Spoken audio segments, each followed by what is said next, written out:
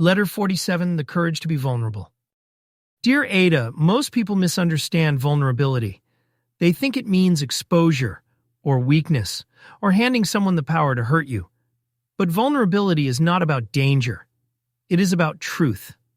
Vulnerability is what happens when your inner world and your outer actions align.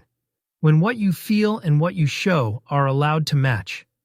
It is the opposite of performing, the opposite of hiding, the opposite of shaping yourself around someone else's comfort. And that takes courage, because it is always easier to wear armor. Why is vulnerability so difficult? Because being human means carrying soft places, fears, hopes, insecurities, longings, wounds, desires, dreams, and soft places are hard to reveal. You fear being misunderstood. You fear being rejected. You fear being judged. You fear being too much, or worse, not enough. So you protect yourself. By withholding, by minimizing, by hardening, by pretending, by acting as though you don't need what you actually need. But here's the truth you must learn, Ada. You cannot be loved if you cannot be seen.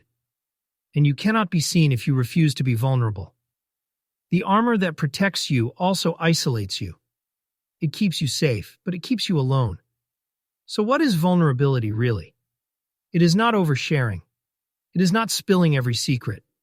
It is not collapsing onto anyone who pays attention. Vulnerability is simpler than that, and more disciplined. Vulnerability is the choice to tell the truth about what you feel, what you need, what you fear, and what matters to you, with the right people, at the right time, in the right measure.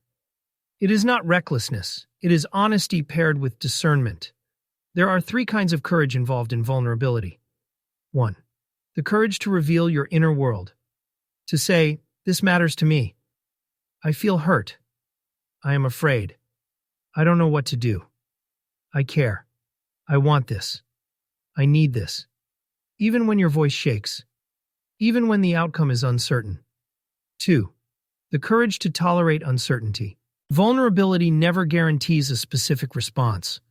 You cannot control how someone will react. All you can do is speak truth with honesty and steadiness, and allow reality to reveal itself. Some people will meet your vulnerability with care. Some will not. But your task is to be truthful, not to secure a particular outcome. 3. The courage to stay open even after being disappointed. This is the hardest part. You will be misunderstood sometimes. You will be let down sometimes. You will trust the wrong person at least once. You will show softness to someone who does not know how to hold it. Do not let those bruises turn into walls. A closed heart does not avoid pain, it avoids connection. Connection is what makes life worth living. You do not have to be unscarred to love well. You only have to stay open. Aida, vulnerability is not a performance. It is not something you do to get a response. It is something you are when you stop protecting yourself from your own truth. And here is the paradox of it all. Vulnerability feels dangerous, but it is the only path to emotional safety. It is how trust begins, how intimacy deepens, how relationships become real instead of fragile, how 2 people move from parallel lives to shared life. The world will tell you to be strong, and you should be. But strength without vulnerability becomes hardness. And hardness is not the path to love. Let your truth breathe. Let yourself be known. Slowly, wisely, bravely. This is the courage at the center of a beautiful relationship. A friend on the road ahead.